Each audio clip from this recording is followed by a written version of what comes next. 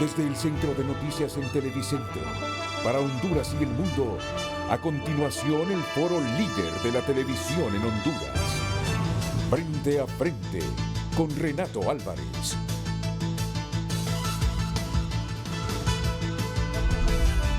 Frente a frente presenta el tema del día.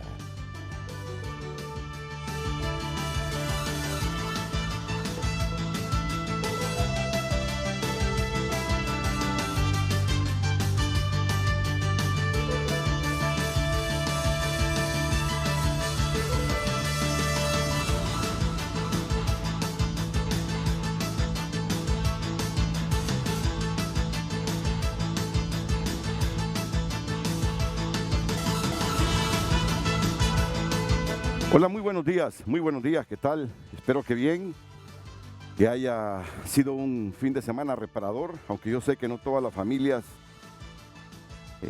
han pasado tranquilas. Me ha consternado lo que ocurrió en Olancho, en un municipio de Olancho. Hay varias versiones, ¿verdad? Que una enfermera había comprado su vehículo y salió con una colega suya, y que llevaban un conductor designado, que el carro se estrelló y las dos enfermeras murieron. Otras versiones que andaban probando el carro. El hecho es que, ya sea que hayan estado probando el carro o hayan comprado el carro horas antes, fallecieron en un fatal accidente. El vehículo quedó destruido y las enfermeras murieron. Son noticias que conmocionan. Esto fue el fin de semana. Al revisar los medios impresos, me encuentro con titulares como que Axel López presume a Honduras como su cliente estrella. La verdad que a los hondureños nos causa indignación que todavía esta persona no pague junto a los nuestros lo que hicieron con cerca de 50 millones de dólares. Hospitales que no nos sirvieron absolutamente de nada en la pandemia. Miren que venía escuchando médicos afirmando ya que el mes de octubre fue uno de los meses con menos letalidad en la pandemia, con menos contagios. No cantan victoria porque sienten el temor de que se eleve esta al final del año o a comienzos del otro año por la actividad de la Navidad y Año Nuevo. Pero octubre fue un mes parecido a junio del año anterior. Y ya les digo, no hay que cantar victoria, pero sí hubo menos letalidad por parte de la COVID. Y los hospitales nunca cumplieron el papel que se nos dijo a inicios del año 2020. 48 millones de dólares, 7 hospitales, y este hombre presume ahora de esa venta que le hizo al Estado de Honduras. Les he prometido, para lo que resta de las elecciones generales, escuchar los planes de gobierno y las reflexiones de todos los partidos políticos. Son 14 instituciones políticas. Tuvimos la oportunidad de escuchar al señor Rosenthal Hidalgo la semana pasada. Hoy vamos a escuchar el plan de gobierno de Libertad y Refundación, que su candidata presidencial lo ha estado socializando desde hace días. La verdad que a todos los hondureños nos hubiese gustado un debate entre las fuerzas principales en cuanto a intención de voto, pero no se pudo materializar. El COEP la semana pasada anunció que suspendía el debate porque no todos confirmaron su presencia. Así que nos toca a los medios llenar ese vacío ante la ausencia del debate para que Honduras conozca los pormenores de qué es lo que pretenden hacer quienes no gobiernan a partir del 27 de enero del próximo año. Es así que tengo el placer de presentarles al candidato a diputado y expresidente del Banco Central de Honduras, Hugo Noé Pino, una persona que está estrechamente ligada en la formulación precisamente de esa propuesta de libertad y refundación, al menos en lo económico. Así que bienvenido, doctor Pino. Buenos días, Renato. Es un placer tenerlo aquí en el programa. Igual nos acompaña la candidata a diputada Ligia Ramos. Doctora, ¿qué tal? ¿Cómo está usted? Bienvenida. Buenos días. y Russell Garay, que es del equipo coordinador del Plan de Gobierno de Libertad y Refundación. ¿Qué tal, Buenos Russell? días. ¿Qué tal? Un ¿Cómo gusto. estás? Mucho gusto, bienvenido. Doctora, ¿qué tal? Comienzo con ella porque sé lo que ha pasado en los últimos meses, pero ha retornado al país, se siente más segura, se siente que hay menos presión en materia de seguridad hacia usted. Es difícil, Renato, regresar al país en estas circunstancias. El 12 de octubre la Comisión Interamericana de Derechos Humanos ya me dio medidas cautelares y estamos trabajando con el mecanismo de protección para que se me hagan efectivas. Yo creo que las denuncias que hice son disuasivas, ¿verdad? Pero no bajo la guardia. He podido retomar mi vida normal, por lo menos en la atención de pacientes, que era de las cosas más importantes para mí. Y bueno, el día de hoy estoy acá porque pedí permiso para poder estar con ustedes. Pero no es fácil, no estoy en la casa, me mueven diferentes carros, trato de no tener el mismo horario. Y ahí vamos, ahí vamos. No puedo estar haciendo campañas políticas fácilmente en los lugares donde me gustaría estar más en contacto con la gente. Entonces, sí tengo mis limitaciones, pero no tengo miedo, aquí estoy. Su familia, me refiero a sus hijos, ¿todo bien? Mis hijos están con su papá, ¿verdad? No pueden estar conmigo. Muy bien, doctora, me alegra de que por lo menos esté evadiendo toda esa presión que tiene alguna fuente, esa presión hacia usted, contra usted. ¿Alguna fuente de que yo sepa de dónde viene? ¿De dónde proviene? Sí, yo lo dije públicamente en mis denuncias. Sin embargo, cuando yo regresé tuve 2 eventos muy cercanos que aceleraron que me dieran las medidas cautelares. Pero después de esos 2 eventos que tuve, que no los hice públicos, creo que se ha bajado un poco, pero no podemos, y principalmente con la violencia política que está habiendo en este momento, no se puede bajar la guardia. Muy bien. Ya saben ustedes que la doctora Ligia Ramos es candidata a diputada por el Partido Salvador de Honduras.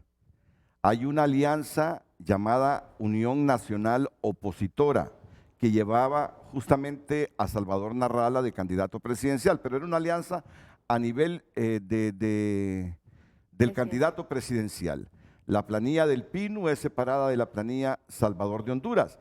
Entonces, no les asombre que miren al doctor Hugo Pino, que miren a un miembro del comité de campaña y que miren a la doctora Ligia Ramos. Dirán ustedes, pero Hugo es de Libre, Ligia Ramos es del Partido Salvador de Honduras. Salvador declinó su candidatura presidencial de esta alianza para formar parte de la fórmula presidencial de Libre. Igual lo hizo Dori Gutiérrez del Partido Innovación y Unidad. La presencia de Ligia Ramos no solo es porque debe hacer campaña ella como aspirante a diputada, sino que nos indica también que está apoyando la fórmula presidencial de Libertad y Refundación. Así lo debemos entender. Así es. La Unión Opositora fue una alianza legal que se hizo, ¿verdad?, en el debido tiempo, pero la unión que tenemos en este momento en oposición, la unión de todas las fuerzas en oposición a nivel presidencial es una unión de hecho. Y usamos unión precisamente para que no se confunda con el Partido Alianza Patriótica que nos hizo mucho daño en el Congreso. Esta es una unión de todas las fuerzas políticas en oposición que son representadas por Libertad y Refundación, por el Partido Salvador de Honduras y por el PINU-SD.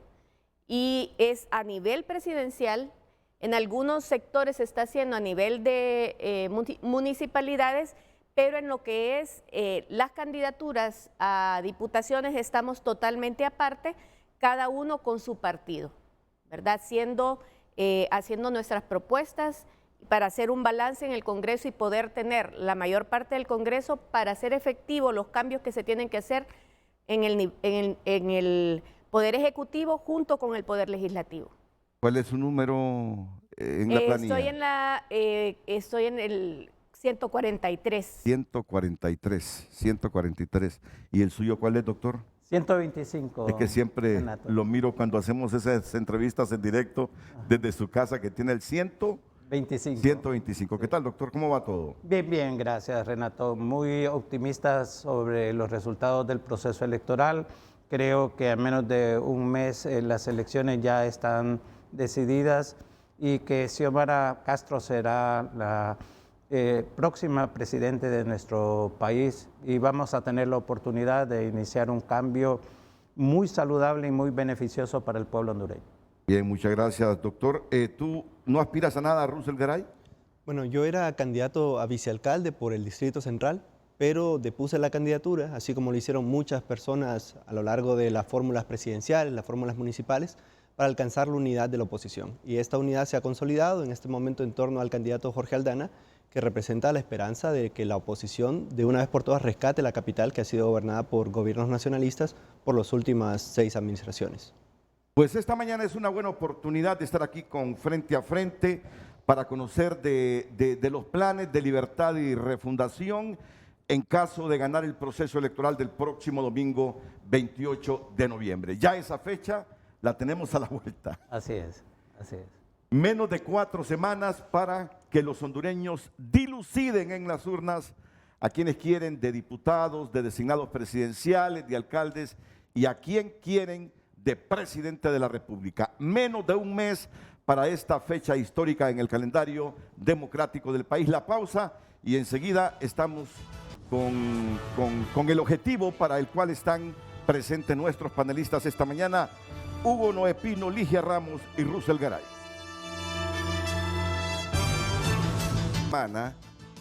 Que dice, en 2013 fueron 1.000 millones para compra de cemento para favorecer al Partido Nacional en la campaña electoral.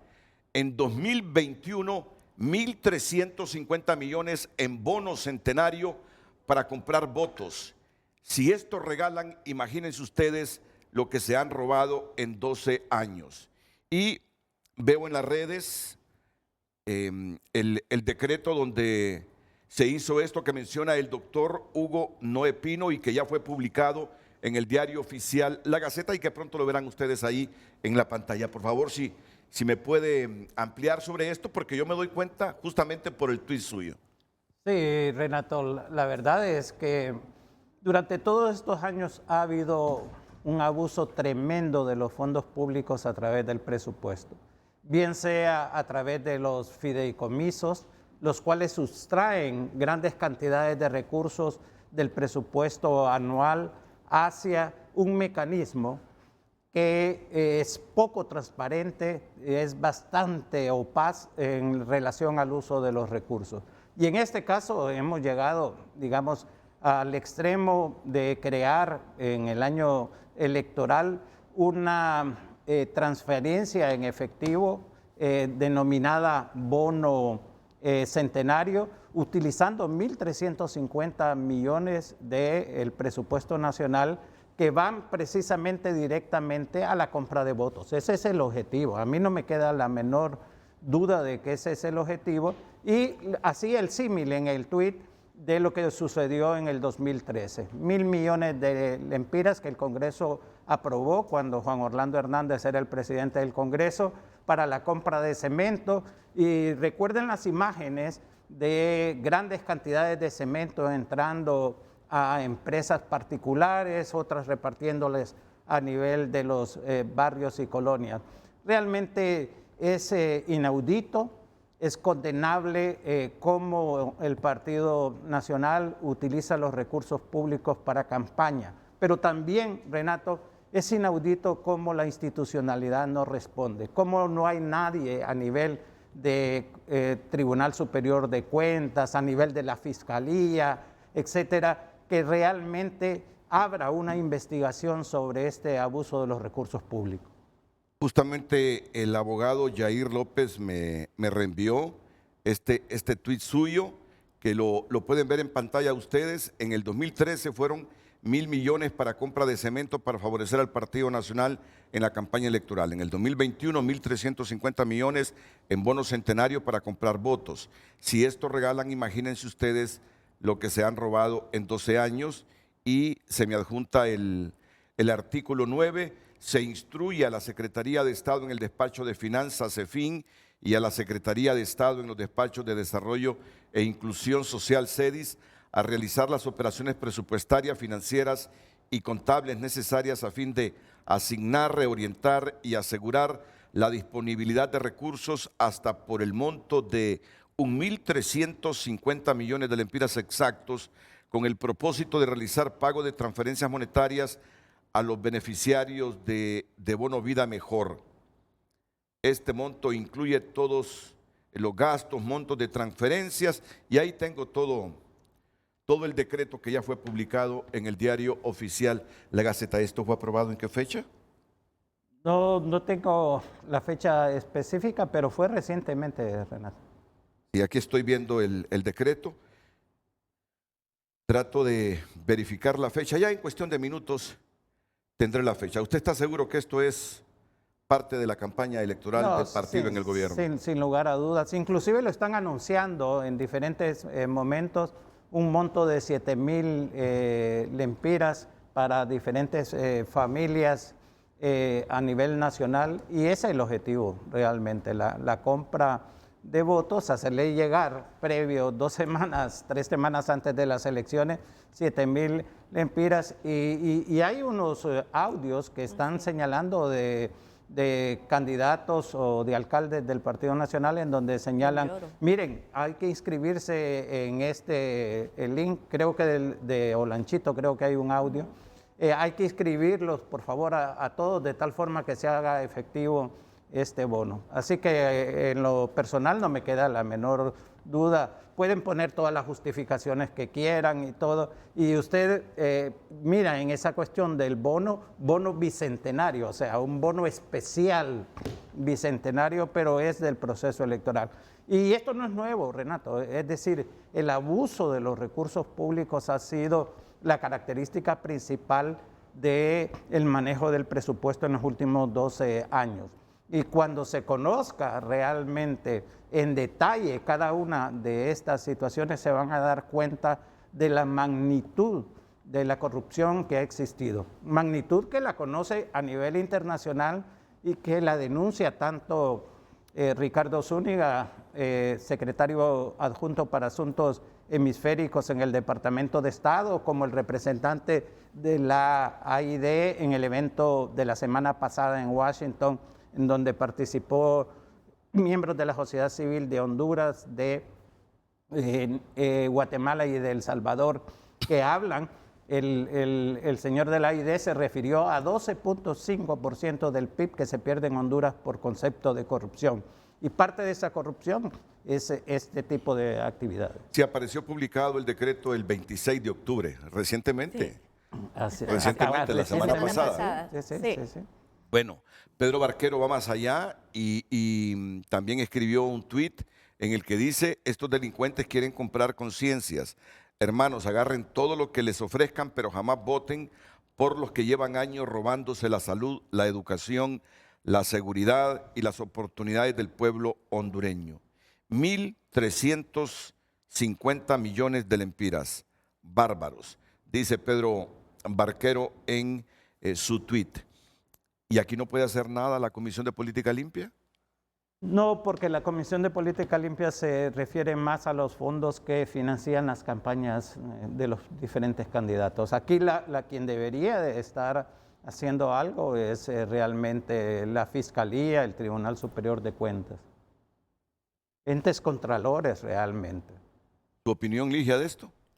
No, es una práctica que ya tiene más de una década. Es una lástima. Pareciera como que, si usted se fija, el nivel de pobreza ha aumentado a un 70%, y pareciera que fuera a propósito precisamente para utilizar las necesidades de la población con dádivas y con chantajes, ¿verdad? Porque no solo es que le dan, sino que chantajean a las personas que necesitan con estos bonos para agenciarse de votos. El mensaje es, o sea, acuérdense que ese dinero es de nosotros, viene de nuestros impuestos, entonces no es que les están haciendo un favor, es algo que si ayuda a mitigarles la pobreza extrema, pues tómenlo, pero fíjense bien que el porcentaje de pobreza ha aumentado y no es precisamente por un buen gobierno, ¿verdad? Los pobres se han creado precisamente para continuar en este juego y seguir en esta corrupción y en este tipo de gobierno.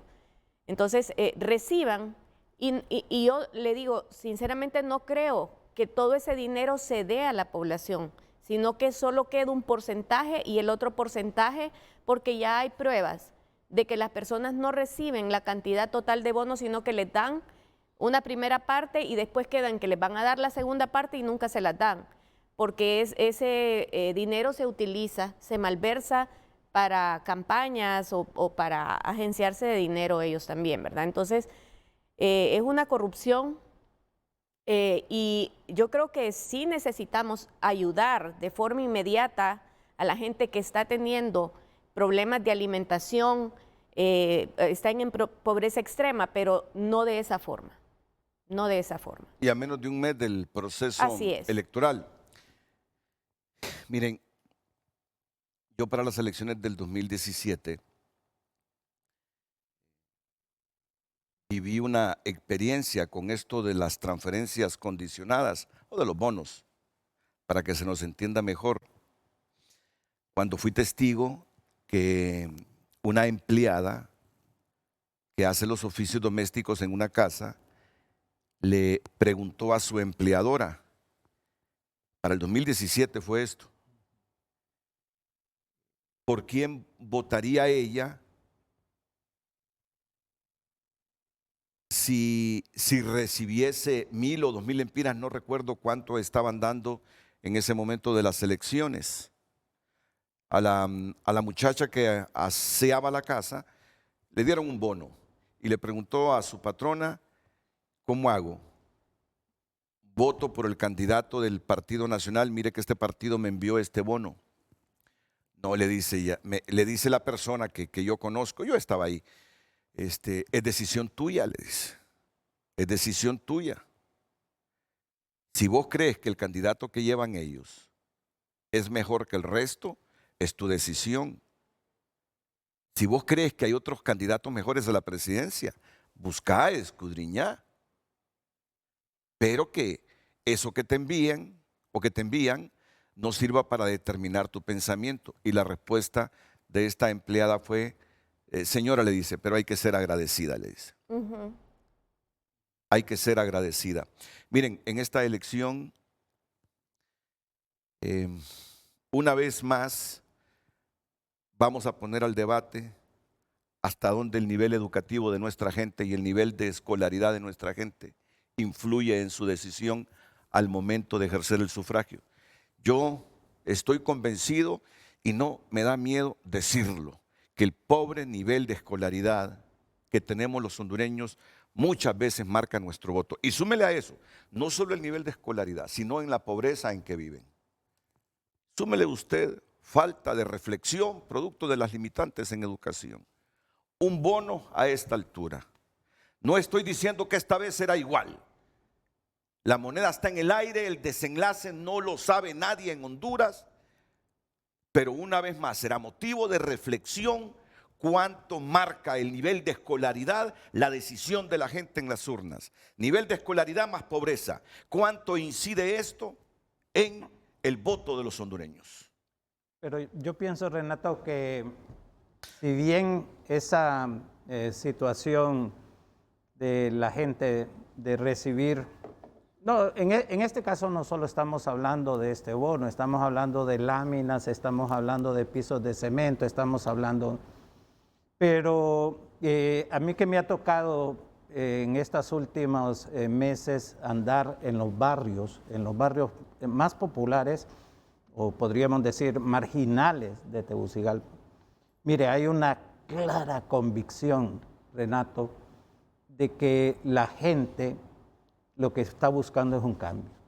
Realmente, la gente, por muy pobre que sea, tiene un grado de dignidad que a lo que aspira, Renato, es a un empleo que les proporcione el ingreso necesario para satisfacer las necesidades de su familia. Y estos programas, así como ha sucedido en el pasado, la gente los va a recibir, pero su decisión, que para mí ya está tomada con respecto al 28 de noviembre, no la va a cambiar. Y no la va a cambiar porque dentro de cualquier nivel de educación hay una conciencia bastante clara y bastante precisa de lo que significa el nivel de corrupción que ha alcanzado el país, el nivel de deterioro institucional, no porque se pueda conceptualizar ese nivel, sino porque se mira en los hospitales, se mira en las escuelas, en los colegios, el aumento del gasto de bolsillo en educación, el aumento de gasto de bolsillo en salud, y eso va a traer como consecuencia, y yo lo estoy viendo, usted sabe, Renato, que a nosotros nos ha tocado darle seguimiento a muchos procesos electorales, y yo siento ahora un entusiasmo, una clara manifestación de voluntad por un cambio, que los resultados de las elecciones nos van a sorprender porque no van a ser nada cercanos de lo que se puede vaticinar. Va a ser un resultado bastante amplio que no va a dar sujeto a ninguna duda, no va a estar sujeto a ningún tipo de reclamo, porque la población se va a abocar a votar masivamente y a favor de la unidad que se ha planteado entre el Partido Libre, el Partido Salvador de Honduras y el Pino. Así que estos son, digamos, manotadas de ahogado que quiere en último momento tratar de influir más a través de este tipo de bonos, pero la gente ya tomó su decisión y hay una clara manifestación de que el país no puede seguir en el rumbo que está actualmente. Y no va a ser un voto de castigo. El voto esta vez es un voto de esperanza. Hemos tenido muchas luchas sociales en estos últimos, ¿qué le podría decir?, 6, 7 años, donde la población ya está clara de todo lo que está pasando. Y esto último que nos están imponiendo, que son las sedes, esto está golpeando más a la población rural que a la población urbana, porque es a ellos a los que están despojando, es a ellos que les están imponiendo sistemas que no son de nosotros, o sea, que nos están quitando la soberanía y la gente está muy consciente.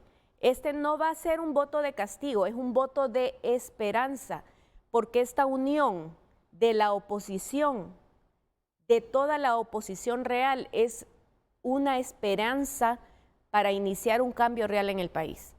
Porque estamos todos, nos hemos involucrado, gente que normalmente no nos involucramos en política porque queremos limpiar la cara de la política, queremos hacer cambios reales y estamos dispuestos a seguir a pesar de amenazas a muerte porque sabemos qué es lo que tenemos que hacer, sabemos cuál es el camino y creemos que este es el momento.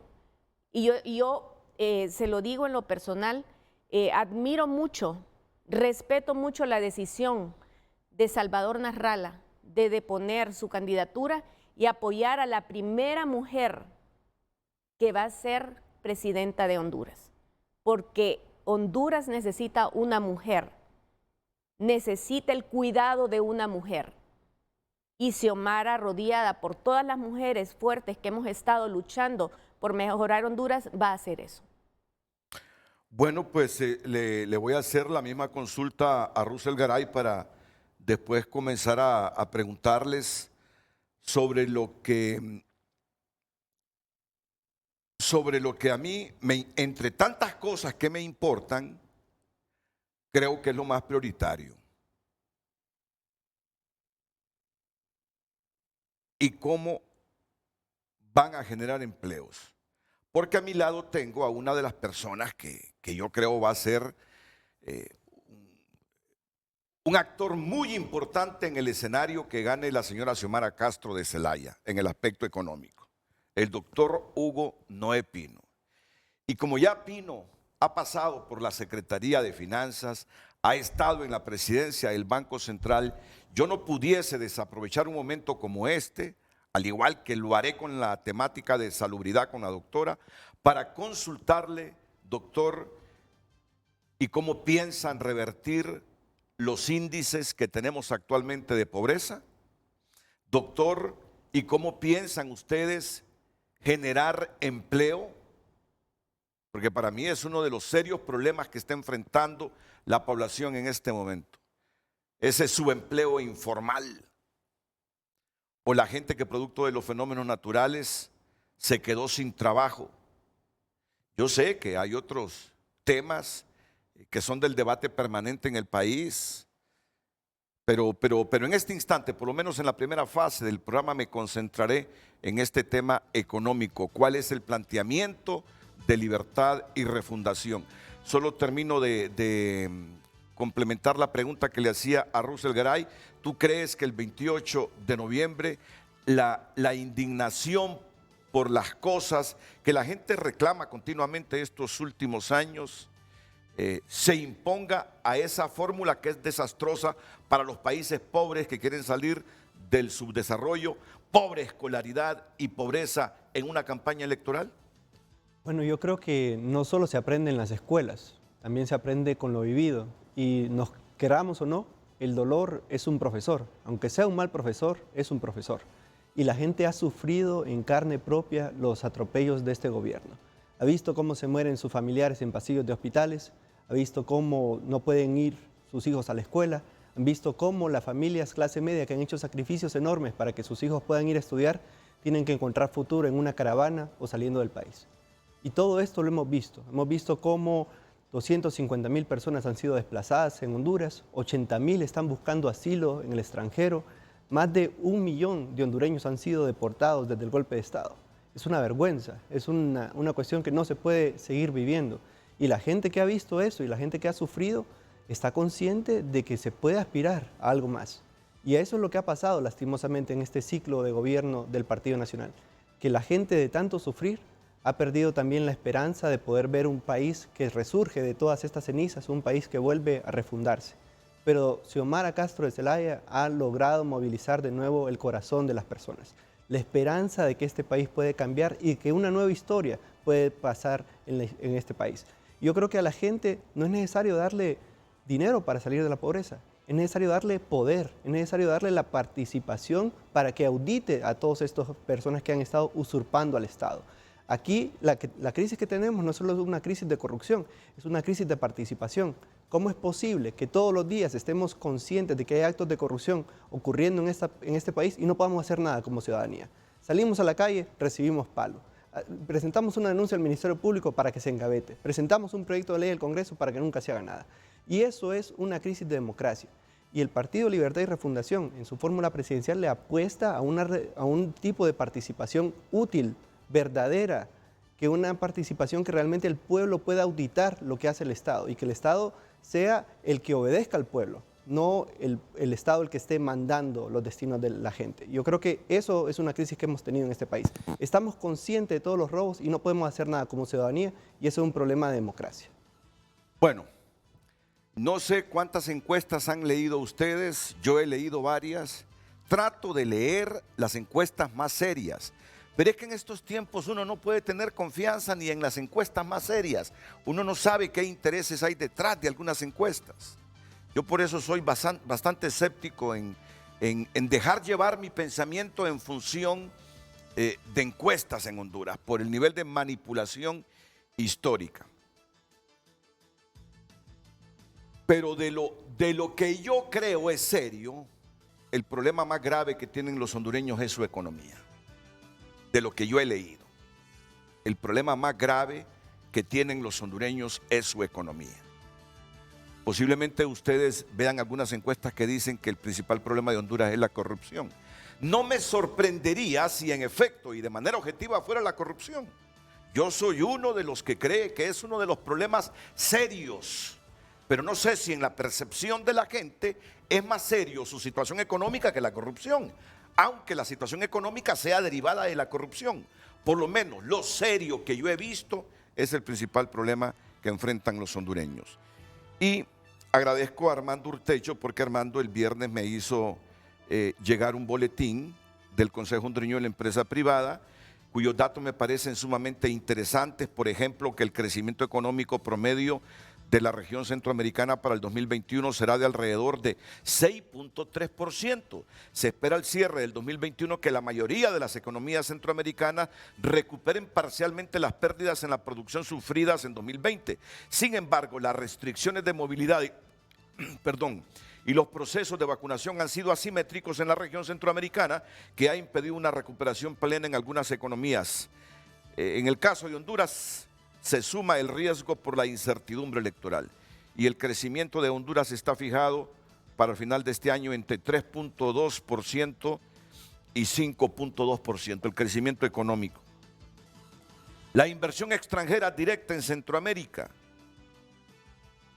Miren ustedes, ahí tienen el cuadro. Costa Rica, 1.363 millones de dólares, Guatemala, 586, Nicaragua, 578, la inversión que ha llegado a Honduras, 477 y El Salvador, 366. ¿Cómo puede atraerse inversión extranjera? Otra pregunta para Pino en el transcurso del programa. ¿Cómo un país puede atraer inversión extranjera? Yo sé que es importante la nuestra, la capacidad que tengamos en Honduras, emprendedores y los que tienen capitales de reinvertir su plata para seguir generando empleo y riqueza. Pero siempre es un gran aldabonazo la inversión extranjera. ¿Cómo se atrae la inversión y qué mecanismos utilizará Libertad y Refundación en caso de llegar a tener el control político del país para atraer inversionistas? Miren el presupuesto general de los países con relación a su PIB. Casi la mitad del Producto Interno Bruto de la nación se lo lleva este presupuesto. 49.3, Panamá 45.7, Costa Rica 30.3, El Salvador 30.2, Nicaragua 19.7% de su PIB, Guatemala 16.6%. Es lo que critica el sector privado, que es demasiado el presupuesto. Siempre es bueno tener gran presupuesto. Si hay un buen presupuesto, seguro que habrá suficiente plata para los hospitales. Pero la forma es si es coherente lo que el país produce con el presupuesto que se aprueba ahí en el Congreso Nacional. Ahí yo tengo algunas observaciones. No, ya vamos. Solo estoy haciendo un avance de todo lo que viene. Los países con el menor avance en el control de la corrupción y la menor efectividad de su gobierno tienen menos posibilidades de acceder a la asignación de recursos de la cuenta del milenio. Y aquí es otro problema. Yo le planteo a Libertad y Refundación también, ¿cuál será la mecánica de combate a la corrupción para que de nuevo tengamos acceso a la cuenta del milenio y mejoremos en esos índices de percepción de corrupción? Que bueno, yo creo que a todos nos da vergüenza cuando dicen es el segundo país en América Latina con mayor percepción de corrupción, o está entre los 10 primeros o 5 primeros nuestro país en el mundo con mayor índice de percepción de corrupción. Estado de Derecho, aquí otro de los gravísimos problemas. Quien invierte en un país empieza a desmenuzar, a explorar, a investigar cómo es la institucionalidad, hay respeto a la seguridad jurídica y empiezan a analizar un montón de factores. Y miren, en cuanto al Estado de Derecho, que mide la adhesión de los gobiernos al Estado de Derecho como la base del desarrollo de gobiernos transparentes que rinden cuentas y del respeto a los derechos fundamentales.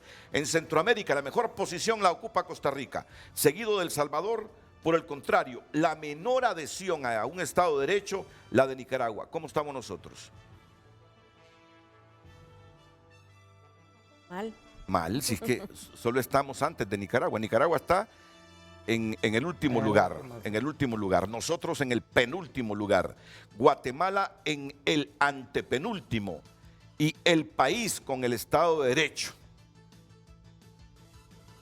en Centroamérica mejor colocado es Costa Rica y luego El Salvador. Y luego El Salvador. Este es otro problema. El país en Centroamérica más innovador. Miren, Costa Rica primer lugar, Panamá el segundo, El Salvador tercero, Guatemala cuarto y Honduras en el último lugar. ¿Qué piensan hacer en esta área también? Libertad y refundación en caso de ganar. Mejor me voy a la pausa para aprovechar el tiempo que nos queda, que es más que lo que hemos consumido, y que Hugo Pino, Ligia Ramos y Russell Garay respondan a nuestras preguntas. Volveremos.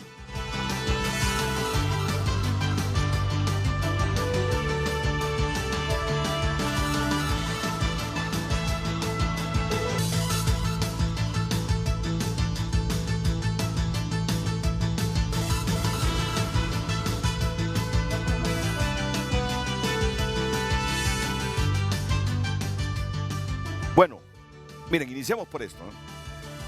Porque Ligia decía, hay que explicarle a la gente qué es Estado de Derecho, que es la palabra que más le gusta a Pedro Barquero, Estado de Derecho, porque Pedro cree que mientras no haya Estado de Derecho en Honduras, no soñemos con un país diferente. Pues esto es lo que tenemos de Estado de Derecho, en el penúltimo lugar de Centroamérica. Y yo les aseguro que si Ortega no hubiese encarcelado a sus opositores políticos, si Ortega no estuviese utilizando la institucionalidad de Nicaragua para sus propósitos políticos, seríamos el último lugar en Estado de Derecho. Ortega lo que pasa es que se descaró, se volvió descarado con el control de Nicaragua, utilizando sus instituciones para sus propósitos. Ya eso de mandar a encarcelar hasta los propios opositores para ganar fácilmente una elección, eso es el peor de los descaros de un político. Pues bien, miren de nuevo, esa es la ubicación de Honduras en el índice del Estado de Derecho. Penúltimos en Centroamérica. Por favor, doctor Pino. Sí, Renato. ¿Cómo se revierte esto? La pregunta para usted no es dejarle en bandeja de plata este asunto, no. El desafío suyo esta mañana es respondernos cómo piensa Libre revertir estos índices de Estado de Derecho tan pobres que tenemos. Y una de las cosas que tenemos que partir, Renato, es sobre qué entendemos por Estado de Derecho, como decía Ligia. Hay una versión limitada, por ejemplo, interpretación limitada de lo que es un Estado de Derecho, que es parte del Estado de Derecho y que hay que fortalecerlo, que es la seguridad jurídica. Seguridad jurídica en todo su sentido, es decir, en la defensa de los contratos, en la separación de los poderes públicos, en el respeto a las normas y a las leyes. Pero seguridad jurídica también es el respeto de los derechos humanos, es el respeto de todas aquellas actividades que se desarrollan, digamos, dentro de del sector público, como por ejemplo lo que usted señalaba en relación a la transparencia y a la rendición de cuentas. Russell mencionaba en forma muy importante la participación ciudadana, la rendición de cuentas de parte de los gobiernos en el sentido de señalarles, en el caso específico, cómo se utilizan los recursos públicos, cuáles son las razones por las cuales se firma un acuerdo internacional. Todo eso, la participación activa de la población en las decisiones. Ese es un Estado de Derecho, pero cuando usted tiene, por ejemplo, una Constitución de la República en donde le dice que el territorio nacional es irreductible, pero al mismo tiempo usted dentro de la misma Constitución, con una reforma constitucional espuria, crea las sedes en donde le da el parte del territorio a los que van a tener la dirección de la sede, entonces usted, ahí no hay un Estado de Derecho, aquí lo que hay es un desorden, una anarquía en cuanto a la aplicación. Y además, usted presenta un recurso de constitucionalidad a la Corte Suprema de Justicia, a la Sala Constitucional, y la Sala Constitucional le dice que lo actuado está bien, cuando a todas luces es bastante claro que no es así. Entonces, todo eso se ha realmente perdido, y eso es lo que hay que recuperar. La seguridad no solamente para el empresariado, sino que para toda la sociedad en general, que las leyes se van a cumplir, que las leyes que se van a aprobar son leyes justas, leyes equitativas, que no se va a construir ese castillo de impunidad que se ha construido en el Congreso dirigido por el Partido Nacional, en donde se han aprobado leyes para proteger a los delincuentes, disminuyendo los años de cárcel por corrupción o limitando la actividad del Ministerio Público. A eso es lo que nos estamos refiriendo, y vinculándolo obviamente en este caso algunas de las cosas anteriores, Renato. Es decir, ¿cómo puede haber inversión nacional y extranjera directamente que sea el país atractivo si no se tiene realmente esa seguridad jurídica, esa seguridad de que los contratos se van a dar, en donde las decisiones en todos los sentidos obedecen a decisiones de carácter política que emanan o bien sea del Poder Ejecutivo o de otro poder del Estado? Entonces, el rescate al Estado de Derecho es un elemento fundamental, y eso, medidas concretas, específicas, planteadas por la unidad que estamos representando esta mañana, Renato, es la derogación de ese muro de impunidad, derogación del Código Penal, la derogación de la ley de secretividad, la derogación de todas estas disposiciones que limitan el derecho constitucional que tiene el Ministerio Público de perseguir el delito de cualquier forma, no que tenga que esperar 3 años a que el Tribunal Superior de Cuentas haga un informe administrativo, en donde una vez ya se ha perdido toda la evidencia, se ha perdido toda la capacidad de investigación, o que esté sujeta a la Comisión Nacional de Banca, que le tenga que dar un informe sobre los movimientos financieros. A eso nos referimos realmente con la construcción de un Estado de Derecho, y aprobar en ese sentido, no solamente derogar, aprobar leyes que realmente permitan que funcione ese Estado de Derecho, no solamente en el ámbito de la corrupción, sino también en el ámbito de la separación de poderes. Este Congreso le ha dado facultades al Ejecutivo que la Constitución no le permite. Mire, para mí, como economista, es impresionante cómo la Constitución dice que la única organismo que puede crear, derogar o modificar impuestos es el Congreso Nacional. Y a través de las sedes, el otro día en un programa de los medios de comunicación, un señor manifestando, no, en esta sede el impuesto sobre la renta es 5%. Por favor, ¿qué significa eso? Eso significa que ellos tienen la capacidad de determinar los impuestos en esa sede. Y el Congreso erróneamente y anticonstitucionalmente le otorga al Comité para la Adopción de Buenas Prácticas esa facultad. Entonces, esto es un desorden completo, una anarquía desde el punto de vista del Estado de Derecho, pero que beneficia los aspectos de corrupción tan grandes que hay en el país. Sí. Fue el viernes. Aquí sí, claro, es cierto, que sí fue frente a frente. Hombre, me extraña, doctor, sí, que se le haya olvidado. No. Sí. Bueno, Sí. usted sabe correcto. No, es que me dejó pensando, ¿y dónde fue? Dije yo, fue aquí. Tuvimos al secretario ejecutivo de Ciudad Morazán de Choloma, entonces el doctor Pino preguntó. Pues bien, termino con esto. Tienen la libertad de participar a la hora que quieran e interrumpir a... Yo solo quisiera agregar algo sobre Estado de Derecho. Yo creo que una cosa que hemos apostado bastante en el tema de reforma al Estado es la reforma del sector público. Que el sector público en este momento se ha sido contrataciones sumamente irregulares que contribuyen a la corrupción. O sea, para que haya corrupción en el Estado tiene que haber corruptores y corruptos. Entonces, el proceso de contratación del Estado En este momento no respeta estándares de meritocracia, no respeta formas de contratación con mínimas garantías, y eso ha hecho que la burocracia de este país, la gente que está al cargo de las instituciones públicas, tenga intereses ajenos a los intereses del pueblo.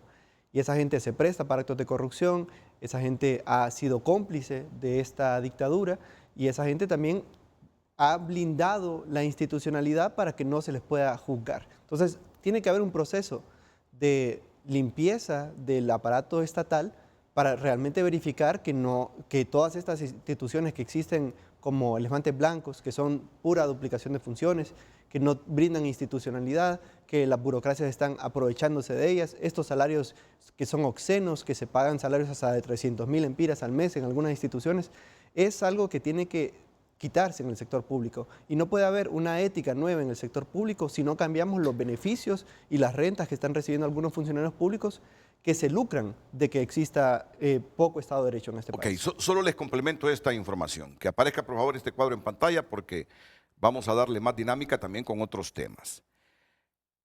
Ya está planteado que solo Nicaragua está abajo de nosotros en un deteriorado Estado de Derecho. Nosotros andamos muy mal, Nicaragua anda requete peor, para que me lo entiendan mejor. ¿Qué es lo que califican? Cumplimiento regulatorio. Andamos mal, miren, 127 en cumplimiento. Andamos peor que Nicaragua. Fíjense bien, ya en el promedio total, Honduras aparece con 126 y Nicaragua como 131 en cuanto a Estado de Derecho. Pésima calificación. Pero en el cumplimiento regulatorio, nosotros tenemos 127, Nicaragua tiene 124, o sea que en esto andamos peor que Nicaragua. ¿Ok? ¿Y qué es ese asunto de cumplimiento regulatorio? Pues la función de cumplimiento regulatorio es una función independiente, responsable de supervisar la gestión que la institución supervisada realiza con relación al cumplimiento del marco regulatorio, leyes, reglamentos y resoluciones, entre otros, requerimientos de revelación y transparencia, estándares de auto. Eso es cumplimiento regulatorio. Una función independiente, responsable de supervisar la gestión que la institución supervisada realiza con relación al cumplimiento del marco regulatorio. Pues si andamos peor que Nicaragua, ya se imaginan ustedes. Efectiva justicia civil, andamos mal, 126. Nicaragua nos anda peor que nosotros, 132. Efectiva justicia penal, andamos peor que Nicaragua, 136, Nicaragua 131. Pero ya en el promedio Nicaragua está en una posición más precaria que nosotros en cuanto al Estado de Derecho. Pero midiendo estos tres factores, cumplimiento regulatorio, efectiva justicia civil, efectiva justicia penal, miren cómo pasa por tener un poder judicial independiente. Y esa es la pregunta para ustedes. Todo gobierno en Honduras, la experiencia nos dice, ha querido tener el control del poder judicial. Vamos a elegir magistrados a la Corte Suprema en el próximo cuatrienio. Ustedes pudiesen ser el partido que estuviese gobernando a Honduras a partir del 27 de enero próximo. Pero para eso queremos un ejecutivo que esté compenetrado, que debe respetar la independencia de los poderes. Pero la experiencia me dice que el poder ejecutivo en Honduras siempre quiere tener control del poder judicial. ¿Qué garantía o certeza puedo tener yo como ciudadano? Que Libre viene con una nueva conducta, viene con un nuevo comportamiento, que no viene con los mismos vicios del pasado, de que su poder ejecutivo quiere ponerle la bota a los otros poderes del Estado, porque si no, seguiremos en la misma papada que hasta hoy, por favor. Me gustaría reflexiones. Sí, es que el gobierno no es de Libre, ¿verdad? El gobierno es integral. Estamos haciendo un balance. Es más, en este momento ni siquiera estamos hablando de ideologías políticas. Estamos hablando de lo que necesita Honduras. Y Libre, el Partido Salvador de Honduras y el PIN-USD estamos trabajando en conjunto para hacer un gobierno de balance integrado. Porque ve la importancia que tiene un Congreso independiente, que sí. ¿verdad? Pero es que mire, es que no solo es que, mire, ahorita tenemos el Consejo Nacional de Seguridad, que es algo que totalmente tenemos que deshacerlo. El Consejo Nacional de Seguridad pone al presidente por encima de los otros poderes. Ahí, empezando por ahí se pierde la independencia de poderes. Tenemos que el siguiente año vamos a elegir la Corte Suprema de Justicia, pero mientras tanto tenemos esta Corte Suprema que no tiene ninguna independencia y aunque la unión opositora esté gobernando en el Ejecutivo, en el Legislativo está cooptado por el poder, por el poder actual y no nos va a dejar gobernar. Y si el Congreso Nacional no tenemos la mayoría en oposición, que el compromiso que se hizo con Libre, PINU y el Partido Salvador de Honduras es que si teníamos la mayoría en oposición, nos iban a permitir al Partido Salvador de Honduras tener la presidencia del Congreso para hacer un balance. Entonces lo que quiero es que la población entienda de que este gobierno es un gobierno de integración, sin ideologías políticas, porque tenemos el Partido Salvador de Honduras, que es un partido derecha o centro derecha, con el Partido Libertad y Refundación, que es de izquierda, y con el PIN-USD, que es socialdemócrata. Y nos estamos integrando. Yo pensé que nosotros vivíamos en un estado fallido, pero realmente no vivimos en un estado fallido, porque el estado fallido no funciona para nadie. Pero este estado, el actual, funciona para los corruptos y funciona para los narcotraficantes, pero no funciona para la demás población. Entonces no estamos en un estado fallido. La seguridad, el Estado de Derecho tiene que ver que la ley está por encima de todos, que se va a aplicar de una forma equitativa, está por encima inclusive de los presidentes de los diferentes poderes del Estado. En este momento no tenemos Estado de Derecho porque tenemos gente defensora del medio ambiente que está en la cárcel y tenemos funcionarios corruptos que están con medidas sustitutivas. Entonces ahí usted ve que no hay un Estado de Derecho. La seguridad jurídica tiene que ver con reglas claras. No tenemos reglas claras para nadie. Para nadie. Y en este momento, y se lo digo a las personas, a los inversionistas, tanto nacionales como extranjeros, los que van a invertir en las sedes van a perder su inversión. Van a perder su inversión porque no hay seguridad jurídica, no hay Estado de Derecho y lo que están imponiendo es anticonstitucional. No, solo quiero resaltar algo porque no puedo pasar desapercibido dos ideas que lanzó Libre, dos mensajes diría yo, dos mensajes. Es una mujer transparente, una mujer dice lo que piensa y acaba de decirnos que Salvador y el Partido Salvador de Honduras es de centro derecha y que tiene una alianza, sí, es cierto. Y es cierto, me dice, y lo ratifica, es cierto. Y el otro mensaje que lanzó fue para Libre, ¿ok? Se comprometieron que si la oposición, si esta alianza tiene mayoría en el Congreso, será alguien del Partido Salvador de Honduras el presidente del Congreso. Es decir, andan bien claro qué fue lo que quisieron con esta alianza, donde Salvador y Doris deponen su candidatura de la Alianza 1 e integran la fórmula presidencial de Libre. Le recuerda a Libre, ustedes se comprometieron que si la oposición tiene mayoría en el Congreso, un diputado de esa alianza de Salvador Doris con Libre va a ser el presidente del Congreso. Miren qué interesante. Yo soy transparente. Pero es que esos contrapesos son los buenos y la democracia lo necesita. Disculpe, doctor, que usted quería intervenir. Es que en esa misma dirección, Renato, esto último que usted acaba de decir es bastante claro. Eso fue lo que se señaló en la conferencia de prensa que Xiomara y Salvador presentaron. Pero cuando usted pregunta cuál es la seguridad de que yo tengo, realmente de que va a existir una separación de poderes. Mire, ¿qué es lo que hemos visto desde 1980 para acá? Una repartición en la Corte Suprema de Justicia de los dos partidos tradicionales. 8, bueno, antes eran menos, no eran 15 magistrados realmente. Si mal no recuerdo, eran 9. Sí. Y eran 5 del Partido Nacional, si ganaba las elecciones el Partido Nacional y tenía el Congreso, y 4 del Partido Liberal. Actualmente son 8 del Partido Nacional y 7 del Partido Liberal, repartiéndose. Eso no lo va a ver usted en el próximo Congreso. No. En primer lugar, esperamos, y yo tengo la seguridad de que así va a ser, que va a ser un Congreso en donde la mayoría de los diputados van a ser de la oposición, de esta unidad.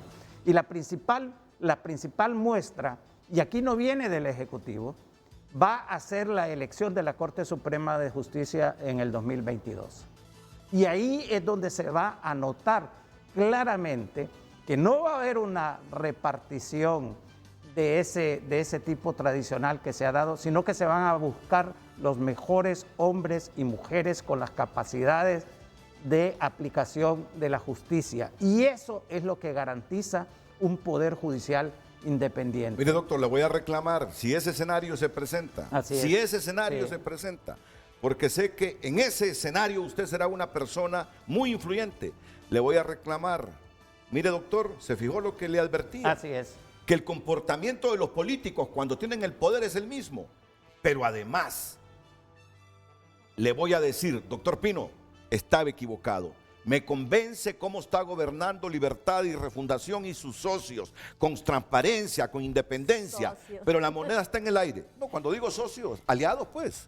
Sí somos. Sí, correcto, somos, así es que estamos por Honduras. Porque mire, yo desconfío del comportamiento de nuestros políticos, ya sea de izquierda, de derecha, de centro, de lo que sea. Yo creo que ahí es importante recalcar que el principal auditor va a ser la población. Así y yo es. creo que lo que falta en este momento son mecanismos de rendición de cuentas. O sea, aquí se sabe que un juez es corrupto y no se puede hacer nada.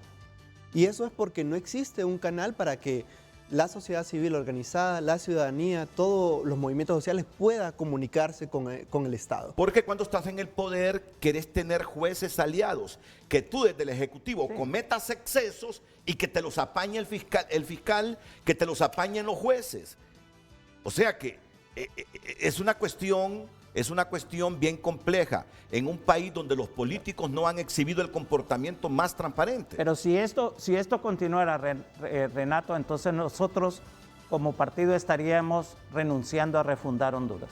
Y es realmente eso es lo que queremos. Realmente no se trata de una elección más, se trata de una elección de cambiarle el rumbo al país. Toda esta situación de repartición de puestos, de toda una serie de costumbres y de tradiciones que, como dice Russell, no toman en consideración la participación ciudadana ni los intereses de los ciudadanos, se debe terminar, Renato. Si no cambiamos esa actitud, esa forma de hacer política, no estaríamos haciendo nada. Y yo creo que sí lo vamos a hacer. Creo que es importante recalcar que los partidos políticos que estamos representados acá, particularmente Libertad y Refundación, es un partido que nace de las calles, pues, y que se rinde cuentas a la gente. O sea, nosotros en cualquier proceso en que un partido político, que alguien que representa Libertad y Refundación bloquee una reforma que vaya a beneficiar al pueblo o no obedezca a la población, es un traidor que no está traicionando a un grupo económico, está traicionando a la gente que ha dado la vida en resistencia para fundar este partido, porque esta gente ha dado sangre, ha dado lágrimas, ha dado sudor y ha sido a puro voluntariado que hemos formado este partido. No somos un partido que ha recibido apoyo de un grupo económico y frente a esos principios es que nosotros tenemos que rendir cuentas. Y yo creo que vamos a tener un gobierno de Libertad y Refundación que nunca se va a ver tan cómodo como en este momento para rendir cuentas, para que la gente le exija, porque justamente nosotros queremos gobernar con la gente es la que puede hacer que los cambios en este país ocurran y hay que darle más participación a la gente y menos participación a los políticos. La gente tiene la potencia. Hay una cosa que quiero decir que es bien importante, Renato, es que acuérdese que la Corte Suprema viene hasta finales del 2022. Y que tenemos un fiscal que está electo de forma totalmente ilegal. en el plan de gobierno del Partido Salvador de Honduras, y yo creo que es algo que lo hemos hablado y lo más probable es que se pueda hacer en cuanto doña Xiomara quede de presidente, es que mientras hacemos ese cambio necesitamos que regrese la MASI o la CICI. ¿Por qué? Porque no confiamos en el sistema judicial actualmente. Y yo creo que en el Congreso Nacional se tiene que hacer un esfuerzo grande en quitar al fiscal general que fue electo de forma ilegal y tenemos base jurídica para hacerlo. Entonces, esas son las cosas que se pueden hacer inmediatamente, tomando el poder y tener un Congreso Nacional que responda a lo que necesita el pueblo. Es importante que la población entienda que el Congreso Nacional es importante. Sin tener un Congreso Nacional independiente del Ejecutivo o que no caiga en manos del Partido Nacional, los cambios van a ser más efectivos, más posibles, y por eso necesitamos llenar de diputados en oposición para poder hacer estos cambios. Ok, es que yo ya me estoy imaginando los escenarios, que ojalá sean buenos para Honduras. Si Libertad y Refundación gana, si hay una buena cuota de diputados que surjan del Partido Salvador de Honduras o del Partido Innovación y Unidad. Yo ya siento que la gente que surja de estas opciones que se han integrado como fórmula presidencial a Libertad y Refundación serán como la piedra en el zapato de cualquier exceso que el Partido Libertad y Refundación, en el caso de ganar la presidencia, pueda realizar o quiera hacer a nivel del Congreso. Esto es democracia, estos escenarios hay que advertirlos desde ya. Es decir, es una alianza que le ha ayudado al Partido Libertad y Refundación, la alianza personal de Salvador Narrala en la fórmula presidencial con Dori Gutiérrez, pero conociendo la personalidad de personas como Ligia, Suyapa Figueroa y otros, en caso de que el pueblo los unja como diputados, Libre tendrá su propia conciencia autocrítica con ellos, con ellos. Es interesante los escenarios que estoy viendo yo para el próximo año y los subsiguientes años. Y eso tenga la seguridad de que el próximo Congreso va a ser un Congreso beligerante. Y yo le digo algo, lo conozco a usted y en el fondo sé que es una persona honrada. Ha desempeñado un montón de cargos. Cuando digo un montón, quizá exagero, ha sido ministro de la presidencia, ha sido presidente del Banco Central, y yo nunca he escuchado que a Pino le han imputado que se robó esto, que traficó desde el poder. Yo sé que es un hombre con una conciencia sana, y lo que me está diciendo hoy, es el ideal de él, y ojalá, bueno, que ese ideal sea tomado muy en cuenta y pese mucho en la gestión presidencial de un eventual gobierno de Libertad y Refundación. Y para finalizar con esto, porque me estoy quedando muy atrasado con los temas, miren qué importante en el Estado de Derecho es el cumplimiento regulatorio. Si podemos de nuevo ubicarlo en pantalla, cumplimiento regulatorio, que es la función independiente responsable de supervisar la gestión que la institución supervisada realiza con relación al cumplimiento del marco regulatorio.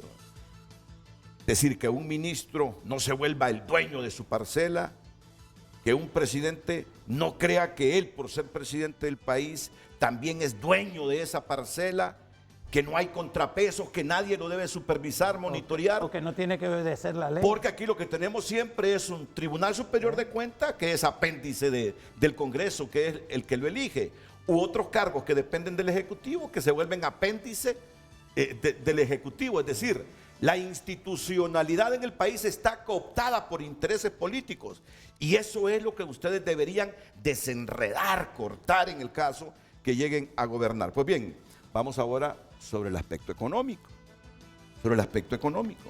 Ustedes como Libre son de los que más han criticado la gestión económica de este gobierno. Entonces yo quiero saber esta mañana, francamente, y en la situación de Honduras, cómo piensan revertir. Sé que no es de la noche a la mañana. ¿Cómo van a comenzar a darle vuelta al asunto después de la pausa comercial?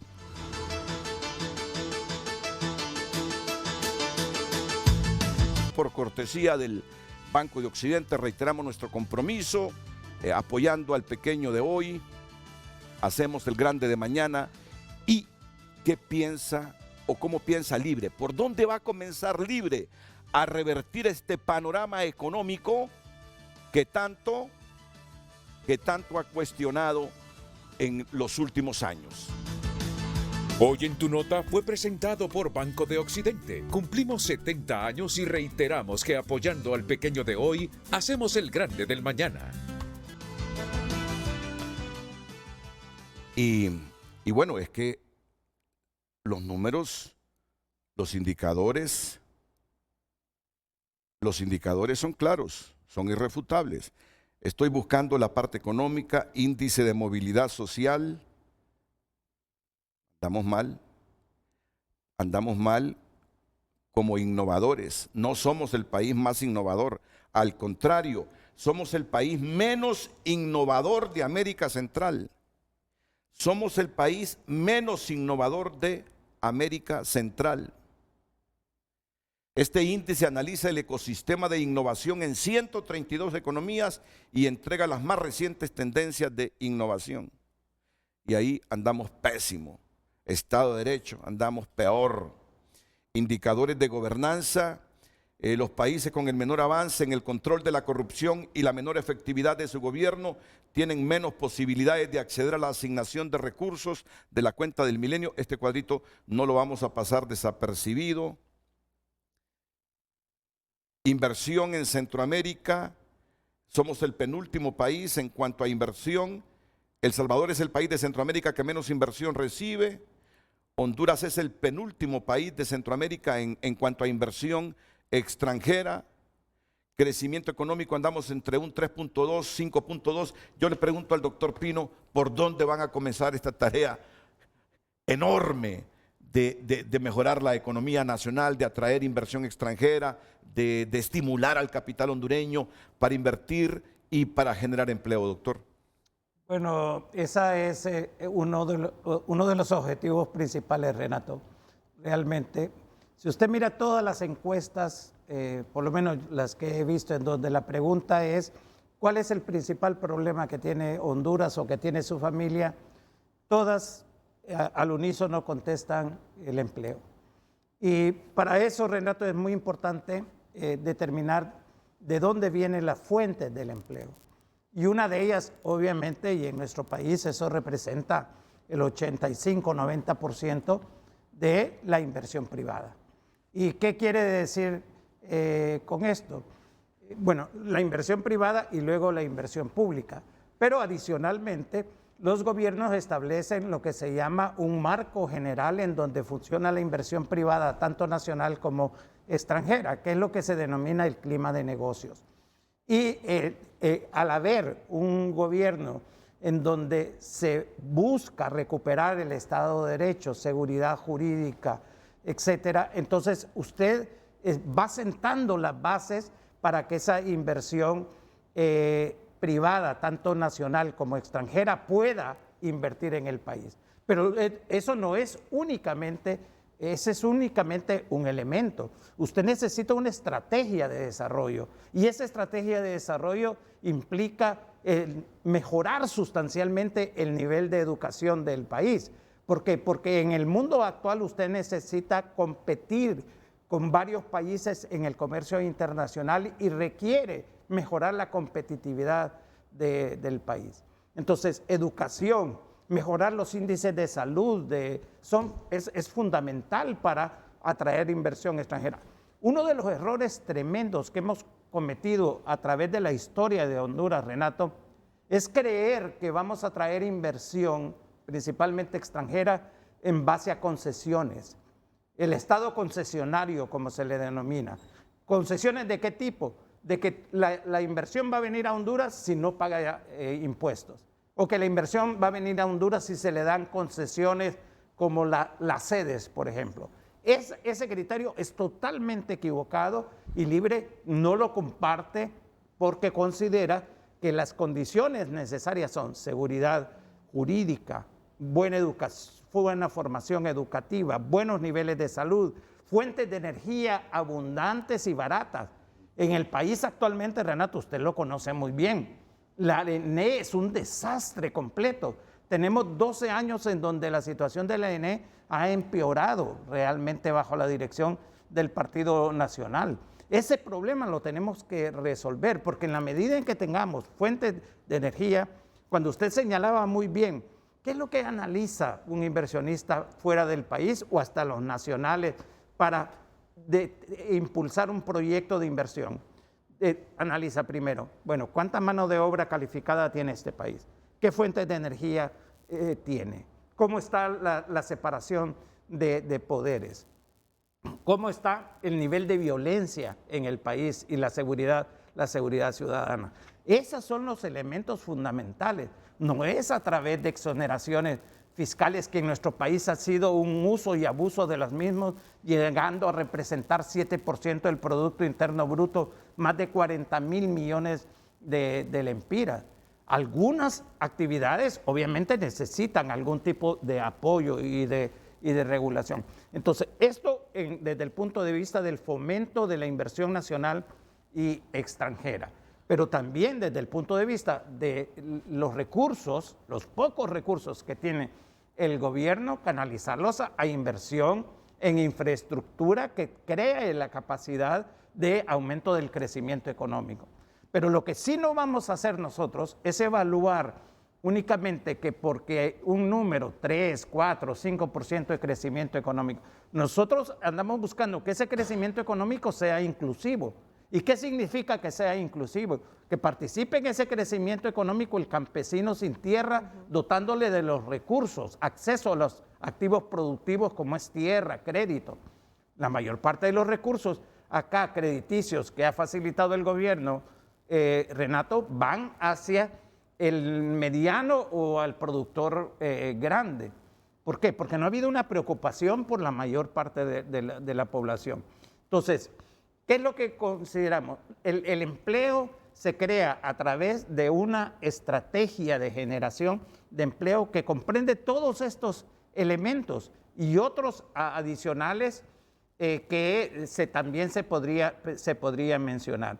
Pero en los incentivos, el que haya un clima de negocios apropiado para que la empresa nacional y extranjera. Mire, usted acaba de señalar en el cuadro que mostró 477 millones. Sí, la inversión extranjera. ¿Sabe cuánto era en el 2017, Renato? Eran 1.100 millones de dólares en inversión extranjera. Ha caído a menos del 50% drásticamente.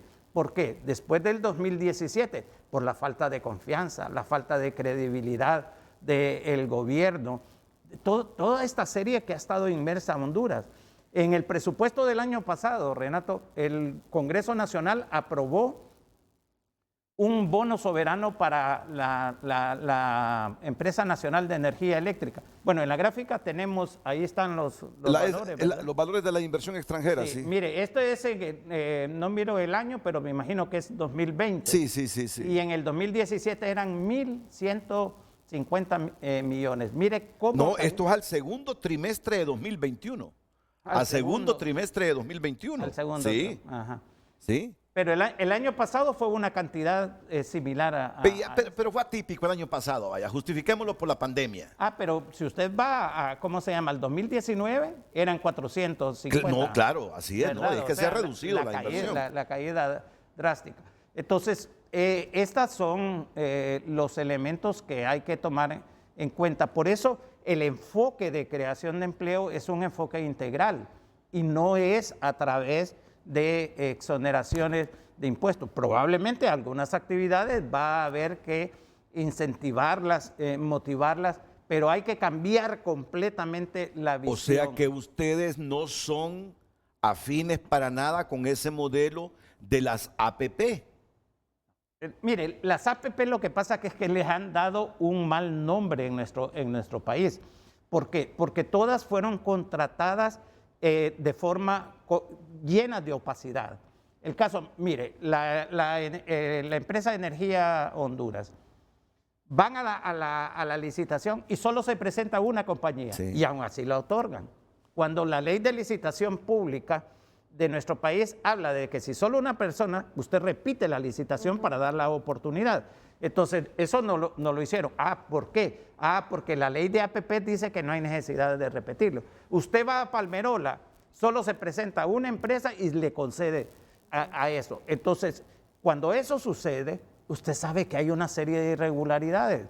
A la empresa que está, a PIA, en Palmerola, después de firmado el contrato, que ya se habían hecho todos los cálculos financieros y todo, fueron al Congreso a quitarle los impuestos.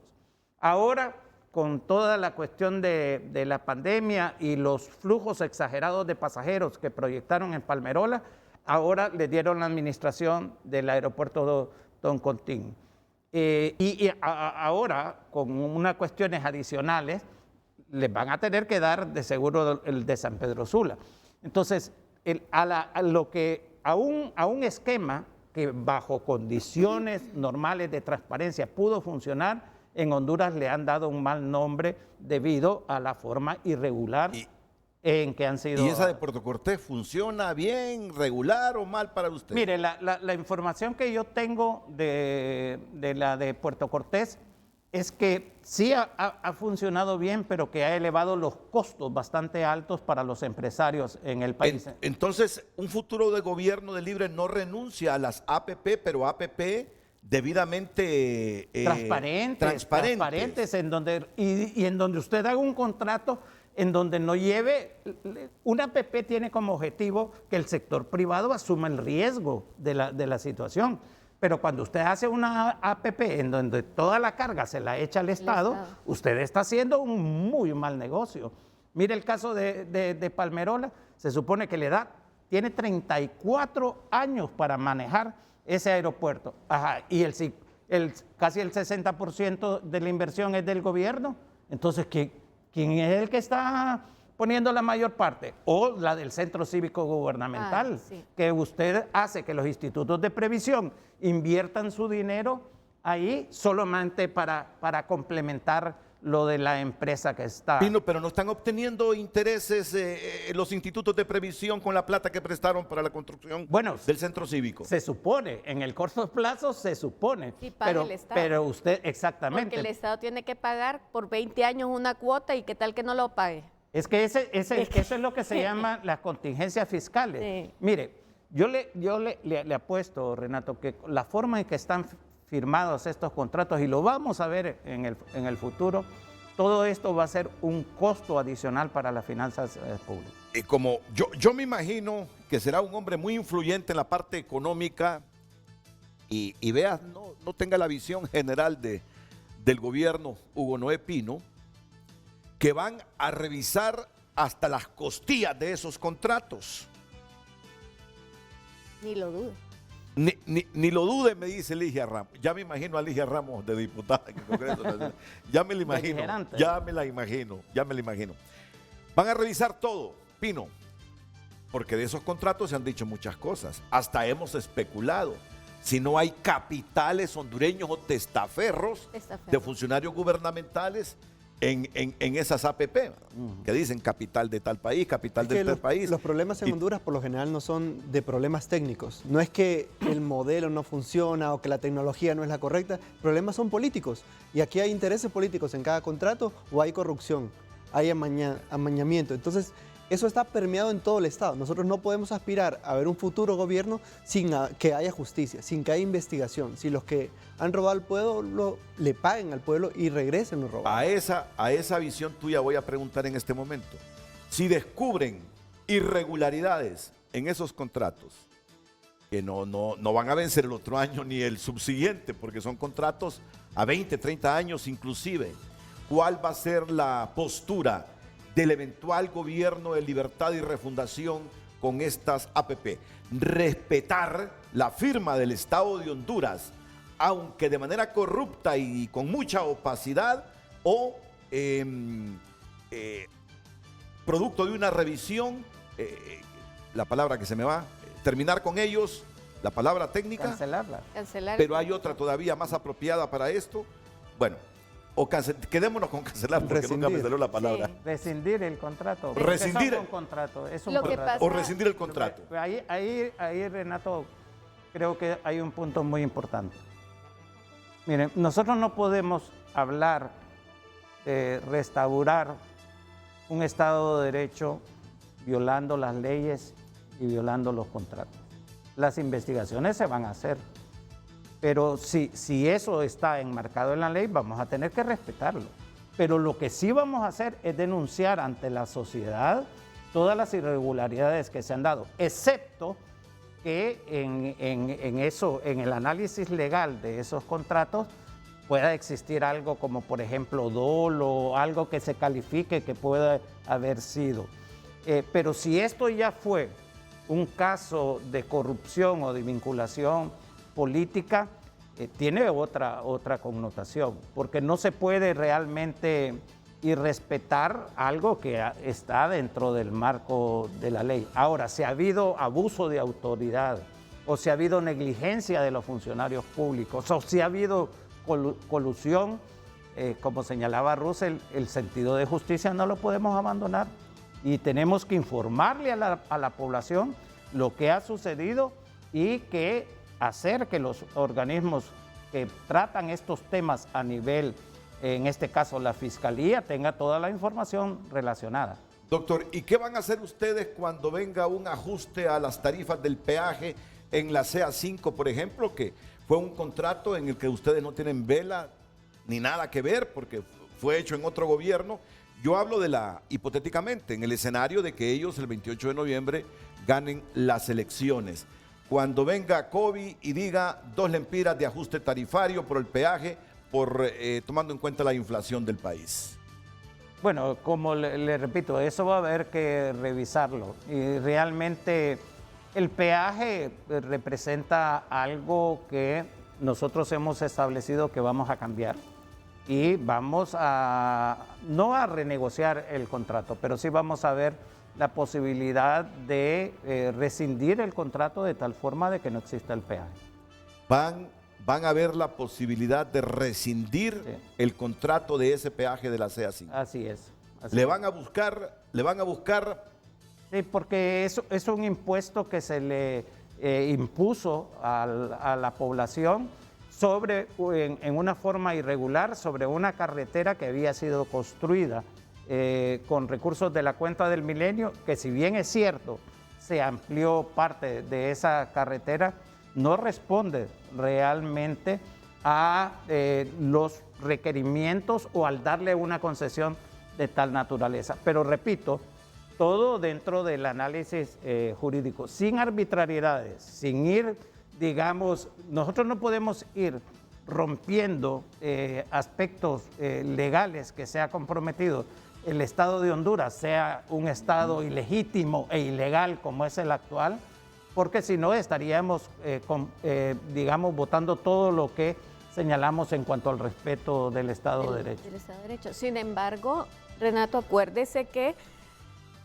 en los últimos años, o sea, el último año, 7 meses, hay vicios de nulidad en muchos de los compromisos y en muchas de las leyes que ha tenido el Congreso Nacional, empezando porque han sido reuniones virtuales, empezando porque ha habido manipulación, empezando porque no dejan la participación democrática de los diputados. Hay vicio de nulidad en la forma en que han votado. Entonces todo eso va a tener sus repercusiones y son legales, no es algo personal en contra de lo que han hecho, pero simple y sencillamente tienen vicios de nulidad y legalmente todo lo que se ha aprobado en este año, 7 meses, se puede revertir. Quiero hablar también de la parte de los 75,000 millones de lempiras que se van en corrupción. Yo no creo, bueno, usted que es la persona más idónea para lo del presupuesto nacional de la República, pero yo no creo que sea necesario ampliar más un presupuesto, sino que redireccionarlo y invertir lo que ya no se va a robar, ¿verdad? Porque va a haber un mayor control, porque se va demasiado en corrupción. Entonces, ese dinero que se va en corrupción se va a invertir adecuadamente, entonces eso nos va a ayudar a pagar deuda externa, a invertir adecuadamente. Y hay una cuestión importante que también lo hemos platicado, que es el medio ambiente. existen los bonos de carbonos y los fondos verdes para lo que es el manejo de las áreas protegidas del planeta en general, ¿verdad? Y nosotros tenemos áreas protegidas que últimamente han estado expuestas a la depredación del bosque, que tenemos que enfocarnos en eso. También tenemos una red de propietarios de reservas naturales privadas a nivel nacional que necesitamos incentivarlos, porque son personas que tienen sus propiedades privadas, que ellos han decidido hacer las reservas naturales. Entonces también nos tenemos que enfocar en lo que es el medio ambiente. Por lo del cambio climático, hay dinero a nivel mundial para darle sostenibilidad a eso y generar también ingresos para esas personas que tienen sus reservas naturales privadas y darles seguridad alimentaria y mantener esas reservas. Hay un montón de cosas que se pueden hacer que estamos en consonancia, ¿verdad? Que no tiene que ver con cuestiones de ideología, sino que con cuestiones de país. Claro, y hay muchos temas interesantes que va a ser difícil tocarlos a profundidad en este programa, pero hay muchas cosas en el escenario que ustedes ganen la presidencia de la República y si tienen una mayoría en el Congreso, son interesantes de conocer su opinión. Por ejemplo, no sé si he escuchado cuestionamientos de libertad a este proyecto de presupuesto que se envió al Congreso Nacional. Sí he escuchado cuestionamiento a ese proyecto general de presupuesto. No sé si lo van a reformular. El gobierno arguye que los 362.000 millones de lempiras, creo aproximadamente, que será el presupuesto para el ejercicio fiscal 2022, está debidamente sustentado en ingresos, en deuda. Ellos así lo afirman. Veremos qué pasa, si se van a quedar ustedes con ese mismo presupuesto de 300. No, tiene que ser reformulado. O lo reformulan. No, tiene que ser reformulado, Renato. Las prioridades son completamente diferentes. Ok. Y lo otro, y él bien lo sabe, gravísimo problema que tiene Honduras, entre tantos. Vamos a hablar de gobernanza, no me quiero olvidar de la gobernanza, porque la gobernanza implica también lucha contra la corrupción. ¿Cuál realmente es la postura de Libertad y Refundación en el combate a la corrupción? Ya anticipaba Ligia que van a llamar a la CICIG, la Maxi, pero se requiere de financiamiento, tiene que participar la OEA, tiene que participar la ONU, no sé con quién, o países de manera bilateral ayudando. El otro gran problema es la ENE. Honduras no sale adelante si no corrigen ese problema. Y la cuestión es que han pasado 8 años del gobierno nacionalista, 12 ya, y no se ha corregido. Es un problema serio, profundo. ¿Hacia dónde va la propuesta de Libre, del Partido Salvador de Honduras, del PINU en relación a este asunto de la NE? Donde el Estado de Honduras tiene que sacar plata del presupuesto a cada rato para ayudarle a esa empresa a resolver sus problemas. ¿Y cuáles son los problemas inmediatos que tiene esa empresa? Mire, no es corregir las líneas de transmisión, generación, distribución, que ya sabemos, ahí hay que hacer mucho para evitar pérdidas técnicas y no técnicas, sino es el pago inmediato a los acreedores. Aquellos que generan energía térmica o renovable, hay que pagarles. Cada 7, 8 meses, ahí está Honduras emitiendo bonos soberanos para endeudarse más y pagarle a esta gente. Entonces, partiendo de que es un problema gravísimo, vamos a escuchar el planteamiento que tiene Libre, que tiene el PINU, que tiene el Partido Salvador de Honduras sobre el mismo.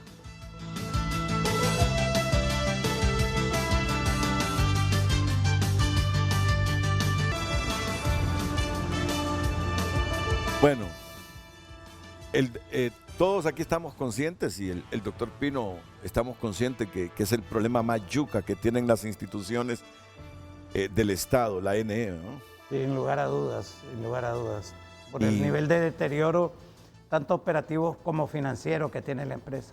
¿Y ustedes a esta altura tienen claro realmente cómo piensan componer ese asunto de la NE? Que no solo es el problema con Energía Honduras, es el problema de los contratos, las relaciones con los contratos, las deudas que tienen con las empresas, los asuntos de la extinción de la empresa. ¿Van a seguir esa política que la avalan los organismos multilaterales de crédito o no? Tantas cosas que necesitamos saber.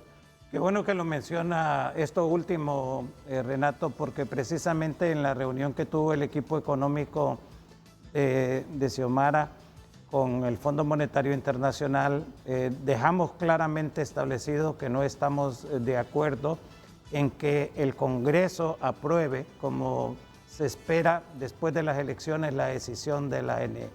Si en 12 años no pudieron resolver el problema de la ENE, no deberían de tomar decisiones tan drásticas y fundamentales ya saliendo del gobierno. Y nosotros tenemos un temor fundamentado en la falta de transparencia y credibilidad de este gobierno, que esa aprobación la quieran hacer para beneficiar determinado sector privado en nuestro país.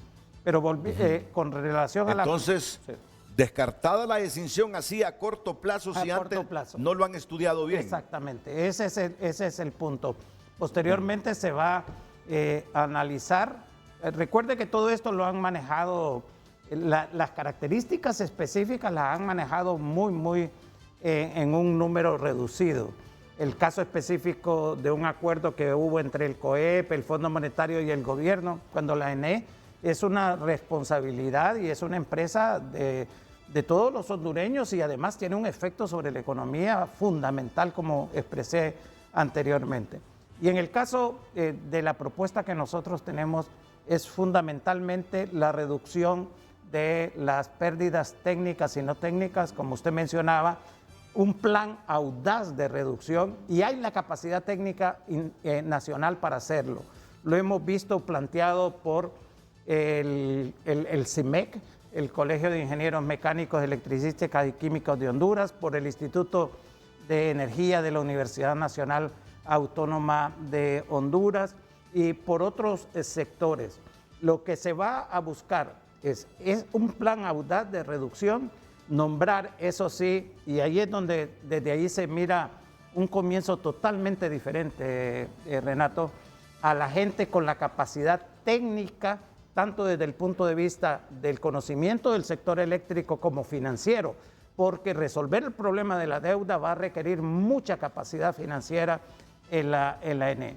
Y la revisión de los contratos obviamente tiene que hacerse, tanto los que no han entrado en vigencia, que hay ahí, de acuerdo a alguna información, cerca de 70 contratos que no han entrado en operación, como los que ya tienen y están sobrevalorados. Esos elementos son fundamentales para rescatar la ENE de la situación desastrosa en que está. Mire, y está urgiendo el sector privado, yo escucho continuamente ahí a los representantes del COEP, la aprobación de 454 megavatios que hay que comenzar, ya dicen, la licitación para que no haya ningún atraso y comiencen a activarse en el 2024. Yo le dije a mi compañero que cubre la fuente, ¿cuál es la urgencia? Le digo, que ya hace como 3 semanas estoy escuchando esa presión por los 454 megavatios.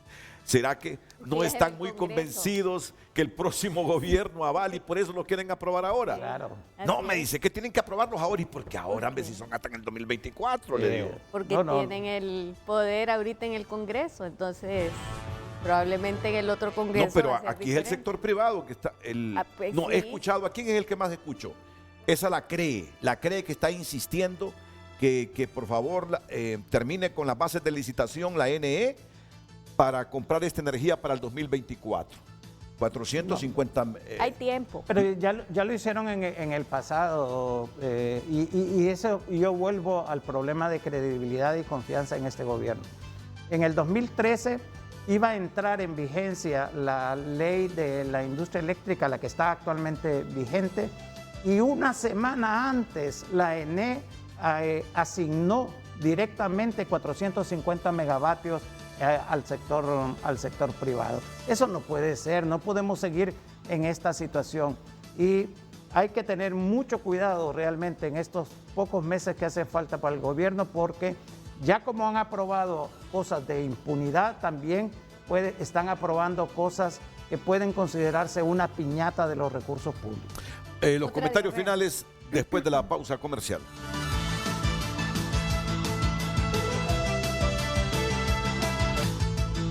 Bueno, vamos con los comentarios finales. Comienzo con Russell Garay del equipo de coordinación del Plan de Gobierno de Libertad y Refundación. Russell. Bueno, agradecer este espacio para comunicarle al pueblo hondureño qué propuestas llevamos a la presidencia como Partido Libertad y Refundación, y también hacerle una invitación a toda la gente que en este momento todavía está pensando o está dudando si es posible seguir de la misma manera, si es posible que el país continúe como está sin que haya ningún cambio.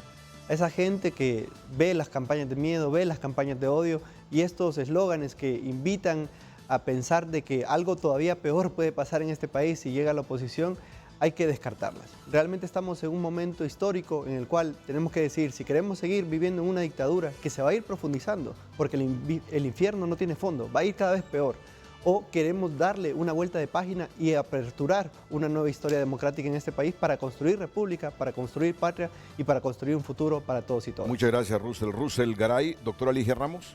Bueno, decirle a la población de que hay esperanza, de que nos hemos involucrado mucha gente en política precisamente para hacer cambios positivos en el país, de que esta unidad opositora es una unidad que va a dar un gobierno de integración, que vamos a tener un balance, ¿verdad? En cuanto a cómo se va a gobernar, que necesitamos el Congreso Nacional, por favor, necesitamos tener la mayoría en el Congreso Nacional para poder hacer los cambios fundamentales para este país.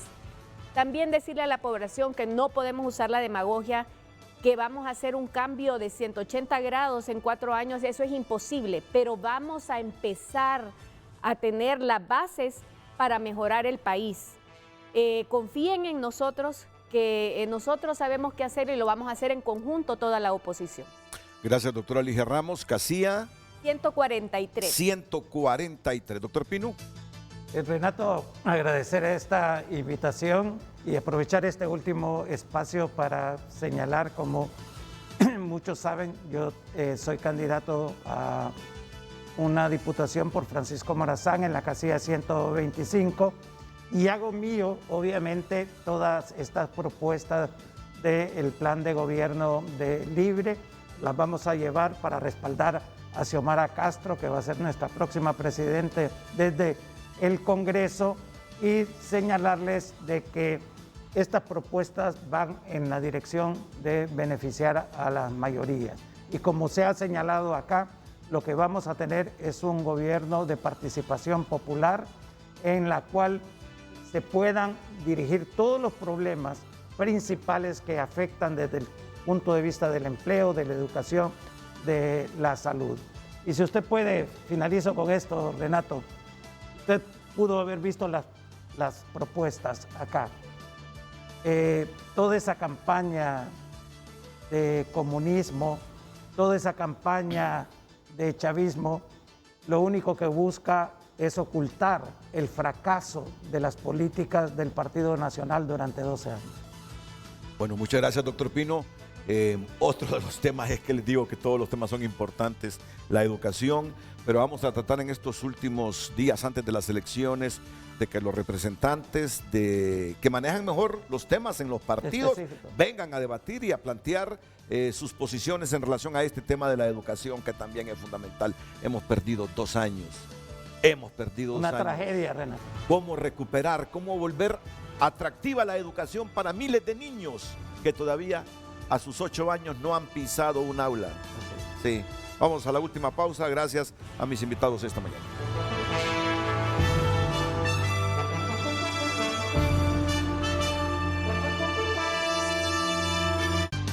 A todos, muchas gracias, buenos días, y los invito para que se queden con nuestra pantalla líder, las mañanas del 5 a continuación.